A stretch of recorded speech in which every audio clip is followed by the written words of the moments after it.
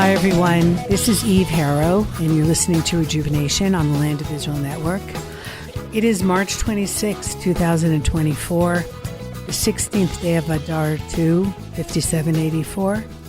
And that means that it is the day after Shushan Purim. We had a long weekend this year of Purim. It was an interesting holiday. As I'm sure many of you know, we read Megillat Esther, which in itself, very strange book, doesn't really seem to fit into the Bible. God is not mentioned. And this year especially, I mean, for us, it was pretty subdued. Like, we celebrated. It's still a holiday and you have to celebrate. And as the soldiers are telling us, the soldiers who are fighting, they want to see people doing normal things and people being happy. Israel keeps showing up very, very close to the top on these happy indexes, like number 5 in the world in general about people report their happiness. And I think for people under 30, Israel was number 2. So something's working here. And we want to be happy, and it's a joyous holiday, and it's a holiday of a miracle that God wasn't out there seen, but he's behind the scenes pulling everything together. And that's definitely something that we are relying on now, that we're doing the best that we can. It's my line, right? For Queen Esther, Ulai k'et hazot tigat lamachut. Ulai, maybe for a time like this, you've gotten to the monarchy. It's not just about you. It's about what you can do for your people at a different time, in a different place. So all of those things were very true, but it still was hard to really celebrate the holidays we have in past years. It was subdued. Like, we gave a lot of charity this year. There were so many people that needed, and heard the Megillah. I went to a women's reading, which was so nice. Every chapter read by a different woman, and no men in the room, because except for one old guy who wandered in, but he didn't bother anybody. For women, reading for women, it was really very, very special and very beautiful. And so we did that, and we had our Suda, we had our festive meal. But there wasn't like drinking and carousing. You know, one of the things they say about Purim is you're supposed to get so drunk, and you have to take that obviously with a few grains of salt, that you can't tell the difference between Haman and Mordechai, between the really bad, evil protagonist and the good guy. And I was thinking that this year in the world, unless everybody's drunk, there's a whole lot of people who can't seem to tell the difference between good and evil without being drunk. And I was talking to a friend of mine this morning who was having a hard time with this whole situation, and understandably so. And I said, I actually feel sorry for the people in the world. I want to pity them. If something that is so clear to so many of us, what Hamas, ISIS, Daesh does, beheading babies and raping women and then killing them and burning people alive, if that's not clear that that's really bad, then where are you going to go? You can be really mad at the people, which is probably the majority of the Western world at this point. Or you could just, and it's something maybe that is spilling over from my personal life, where people who really made me angry over the years, and anger is not good for me. I grew up in a very angry household, and it's something that I don't want to be and try and move away from. And anger, so I can be angry at all these people, like even Israelis who wrote now to President Biden and asked him to put sanctions on Israel. Like, what the heck is wrong with all you people? So I could be angry at them, or, and this is what I was talking to my friend about, I could pity them. I mean, if things that are so clear you can't see, then there's something really wrong with you, right? Because I've talked about that before, that we can divide the people who are enemies of Israel now into 2 groups. It's broad groups, granted. One is they're complete idiots, and 2, they themselves are evil. I'm sure there's nuances in there, but, when I'm having a bad day, it's just easier to do it that way. And so, again, we could be angry at the idiots and at the evil people, or we can feel sorry for them, at least for the idiots. Because if you can't see what's so clearly in front of your face, then wow. The evil people we can be angry with, or we can just say, look, our mandate as decent human beings, because morality is not subjective. And it's not just Torah morality versus other morality. And in the pagan world, they did this and this, and there was incest, and that was good. And there was child sacrifice, and that was good. I'm going to take the stand that there are certain things that are absolutely immoral, that are antithetical with life on earth for human beings and a way of running communities and of societies that moves them forward. So no, I don't think that you can decide what moral is. I understand that that's what our enemies are doing. They actually think that the best thing they can do based on the education they got is to eradicate all Jews and, of course, Christians and anybody else who doesn't believe in Islam and take over Israel and all of the world. And they really do believe that. And that's why they cannot be compromised with, because you're not going to convince them otherwise. Just as I have my deeply held beliefs, they have theirs, and I respect that. I think they're evil, but I respect that they have their ideas, but there's no middle ground. I can't be a little bit dead, and we're not giving up a little bit of Israel. We tried that, and it just goads them and encourages them to even want more. The UN resolution, the vetoing of the resolution yesterday was really horrific. For those of you who haven't heard, there's a resolution that separated the hostages from the ceasefire. Like if it was together that Hamas should give up the hostages, whoever's alive, from Gaza, and then maybe Israel will discuss some kind of ceasefire. Instead, it was separated. And now the ceasefire is being demanded of Israel, even if completely disconnected from the hostages. So it's no wonder that any kind of negotiations immediately fell apart, which they were going to anyway. But now there is absolutely no incentive for Hamas to give up the hostages, which would end the war in a minute if Hamas put down their guns and stopped the continuing war of terror against Israel, and not just against Israel, as we've seen in other parts of the world this last week. It's all that same disgusting, vile dreck of an ideology. Sorry for throwing that opinion in there, but those are words that I can use on a family podcast. And gave up the hostages, everything would be done. But they refused to do that, and the world refused to see that. I mean, I don't want to sound like two little kids fighting, but they started, and it's been switched. So much of this comes down to parenting. Really, it's like behavioral psychology, right? We've talked about this before. Someone throws a tantrum. If you give in, you've just set up the next tantrum. And so we have a very dangerous tantrum going on here, and it's being given in and being given into and being given into. And there's incentive now to take more hostages, because when you take hostages, you get terrorists let out of jail, you get food. Anybody noticing really how wealthy Gaza was? All their 32 hospitals for 2 million people, 35 hospitals. How wealthy they are and how beautiful their buildings were. It really didn't look like any kind of open-air prison to me. So they're just being incentivized. And the pay to slay, which is still going on in the Palestinian Authority, were terrorists. And they've risen up in the last week. We have tremendous, tremendous security forces and unbelievable soldiers who are not in Gaza, but are all over Judea and Samaria all the time and preventing terror acts, and it's not really being spoken about so much. I'm on the Hebrew channel, so I see, and it's just really incredible what they're doing. And so that ideology is entrenched in there as well. And that's what we're all up against. It's coming your way, everybody. Putin didn't think that they were going to strike in Moscow, and yes, they did. And he's trying to blame Ukraine, but who are we kidding? It's the same people. So if it's not stopped here, it'll be there. And I know most of you who are listening to this know that already. It's just like so sad. Like how much clearer could we make it? And when Israel now looks weaker because it looks like the superpower of the world has just thrown us under the bus, which they have, it's, I guess it's Obama pulling the strings. I don't know. Or is it Biden? Is he too senile to be making the decisions? Does it really matter? But now that Israel looks weak, it just emboldens the enemies of the West, because Israel is the little sign of the West out here in the Middle East. So it just emboldens the enemy. People will die. People will flat out die because of that UN decision yesterday. Because the world here, the Middle East, it doesn't like Iran and doesn't like the crazies and is looking for stability. And when Israel is strong and Israel is a good country, then they will make agreements with us, different accords and different peace treaties, because everybody wants to hang out with the winner and with the strong one. When Israel is weakened, it throws the entire Middle East into chaos. It causes alignments and friendships, if you can use that word, among people whose let's say their goals are inimical to what most of us would want to have.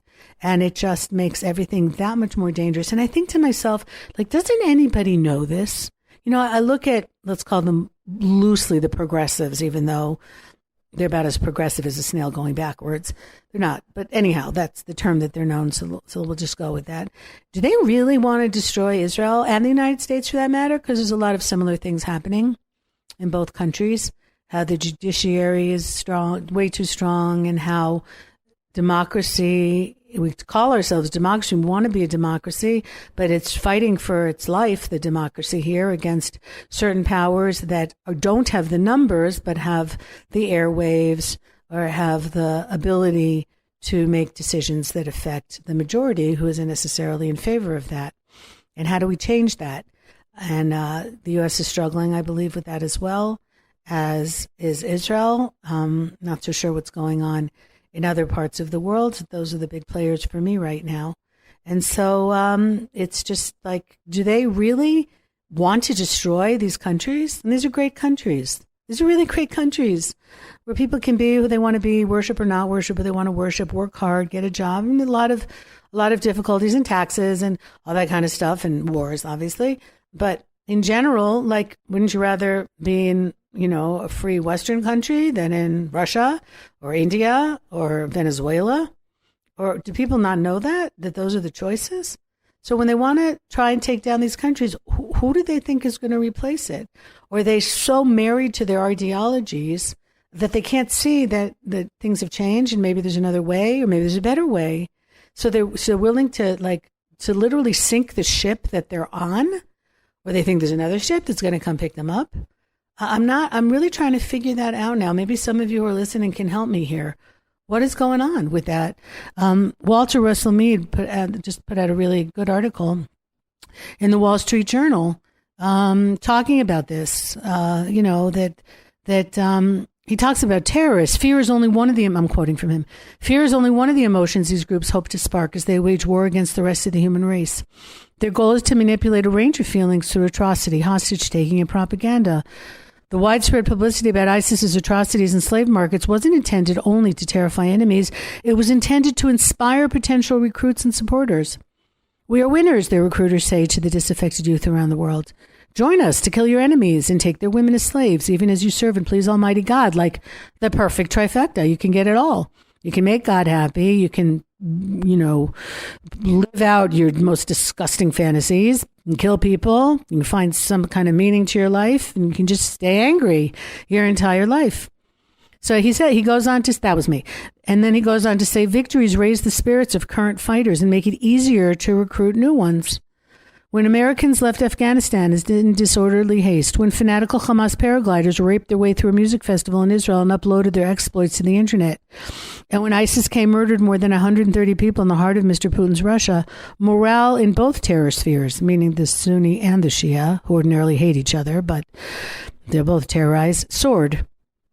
So, beyond fear and hope, our enemies also seek to use compassion as a weapon to divide us and ultimately paralyze our response. And this I really see so strongly here in Israel. Even in hawkish Israel, the resolve to fight Hamas is pitted against the desire to free the hostages.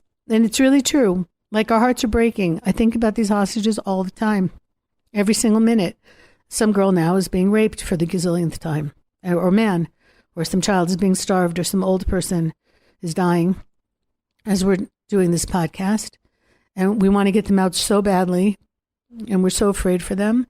On the other hand, letting out terrorists for jail will just lead to more hostages and more hostages. So do the hostages of today, how do they rank in terms of the hostages of tomorrow?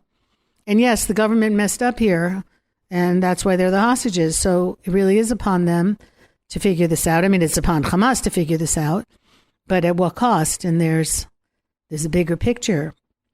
So he goes on to say, public safety requires that leaders measure the demands of compassion against the requirements of strategy. Hard, bitter choices are part of the job. And that's exactly what it is. And we're fighting people who are hiding behind their own civilians, even though I'm becoming more and more convinced that there are very few, if any, innocents in Gaza. They're, 80% agree with what happened on October 7th, the same in Judea and Samaria. So when they're complaining about Hamas, they're not complaining about Hamas because of what Hamas did to the Jews. They're complaining about Hamas because of the response that Israel took that's now giving them some problems. And the world, of course, is running to those problems. Of course, nobody wants them. Otherwise, why would you take them in? So they're not. And there's just so much here. There's so much here that's just so wrong. But there's also so much here that's so right.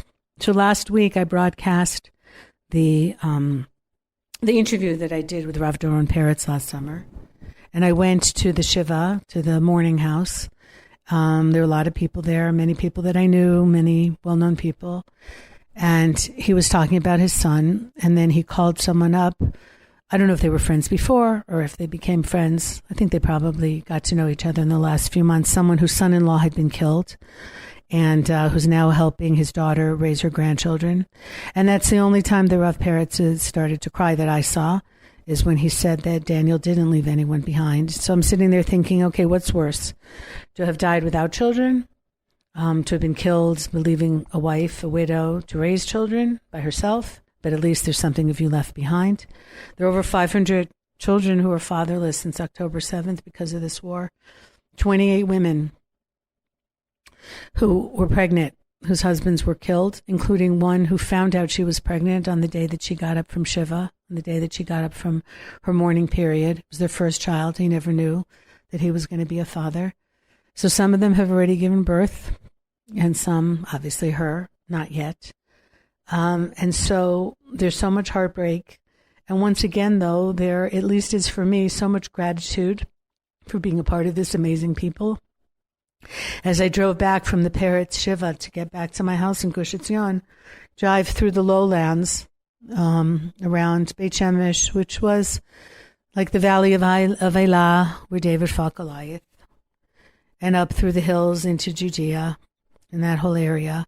And I could see them. I could see the people that lived here before me on the hills, the time of the Maccabees, the times of the different temples, farming and walking around. Like, really, I could see them. I know it sounds like crazy, but I could feel them. And they're here with me. I don't know if I was with them, if they could see into the future. It's much easier to have hindsight than it is to have prophecy. But I knew that this is home. This is their home. This is my home. This is an awesome time to be here with all the pain and needing to balance out the pain and the primal hurt of the grief, but also the hurt that what looked like a decent world is proving himself every single day to not be decent at all, and how we're going to survive, but it's just going to be harder than it should be. But it just felt right to be here and to be really among such great people who think about the klal, who think about the nation before they think about themselves, which is really wow. And I sit with that and those two feelings. I've talked about this before, the hazui, the surreal of making that balance, and just doing whatever we can. I'm going to put myself in the camp of the good people, to make it better, the little world, the bigger world, and just not to lose faith. As a matter of fact, the crazier it gets, the more my faith is strengthened, because it really doesn't make sense. And so where things don't make sense, that's where, for me, God plays. Where I don't understand, that's his realm. And so that's for those who thought that acting like this would destroy the faith of, I imagine, many of you listening as well. We're proving them wrong, because they are acting in just such ways that aren't human, and siding with people who it's very clear had a chance to be human, were born of human mothers, and are people, and have betrayed the mandate of humanity. And so we're going to have to work all that much harder, and we're going to. I have no doubt that we're going to. I even have Taurus next week. I'm so excited, and I hope that I'll make it meaningful for them.